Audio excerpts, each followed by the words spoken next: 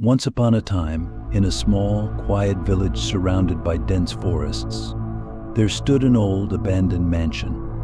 The mansion had been empty for decades, and the villagers often spoke of eerie lights flickering in its windows and strange noises echoing from within its walls. No one dared to go near it, especially after dark. One chilly autumn evening, three friends, Jack, Emily, and Sam, decided to explore the mansion. They had heard tales of a hidden treasure buried somewhere within its grounds, a treasure said to be worth a fortune. Armed with flashlights and a map they had found in an old library book, they set off towards the mansion.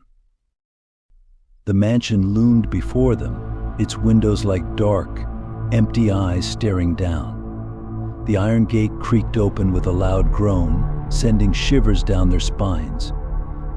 As they stepped onto the overgrown path leading to the front door, the wind howled through the trees, whispering secrets they couldn't understand.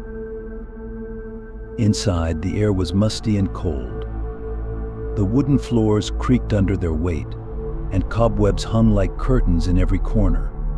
Their flashlights flickered, casting eerie shadows on the walls. They followed the map to a grand staircase, each step they took echoing loudly in the silence. On the second floor, they found a long hallway lined with portraits of stern-faced people. One portrait, in particular, caught Emily's eye, a woman with piercing eyes that seemed to follow her. She felt a chill run down her spine and quickly turned away. They reached a large room at the end of the hallway. It was filled with old furniture covered in white sheets, and in the center stood a grand piano, its keys yellowed with age.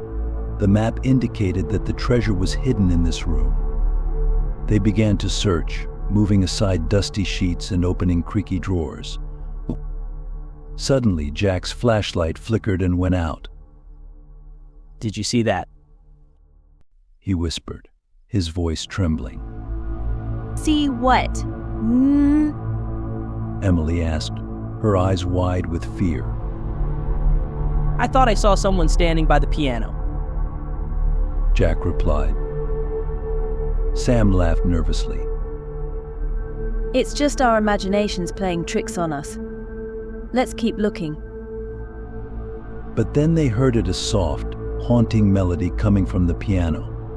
The keys moved on their own, playing a tune that sent chills through their bodies. They huddled together, their hearts pounding in their chests. We need to get out of here, Emily whispered, her voice shaking. Just as they turned to leave, the door slammed shut, and the room grew colder. The piano music grew louder, and the portrait of the woman with piercing eyes seemed to come to life, her eyes glowing in the darkness. "There's no way out," a voice echoed through the room. "The treasure is cursed, and so is anyone who seeks it."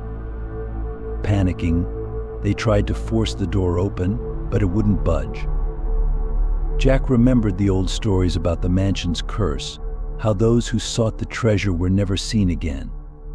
Desperation set in as they realized they might be the next victims. Suddenly, the floor beneath them began to tremble. The piano stopped playing, and the room fell silent. A trapdoor opened in the middle of the room, revealing a dark, narrow staircase leading down into the unknown. With no other choice, they descended the stairs, their flashlights barely piercing the darkness. The air grew colder, and they could hear whispers all around them.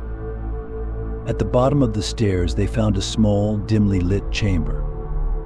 In the center was an old chest, covered in dust and cobwebs. This must be it, Sam said, his voice barely above a whisper. Jack hesitated. "Are you sure we should open it?" Emily nodded. We have to.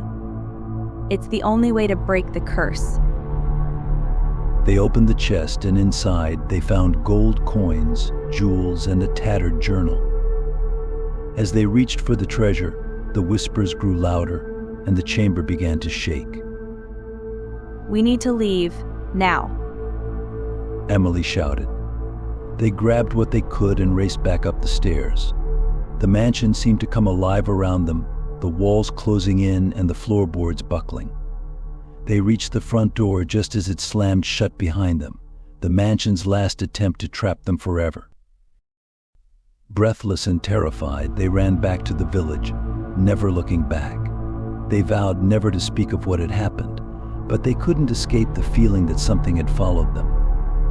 Years later, the village still spoke of the abandoned mansion and the treasure within. But no one ever dared to go near it again, for the curse was real, and the spirits of the mansion were always watching, waiting for the next foolhardy souls to seek their fortune.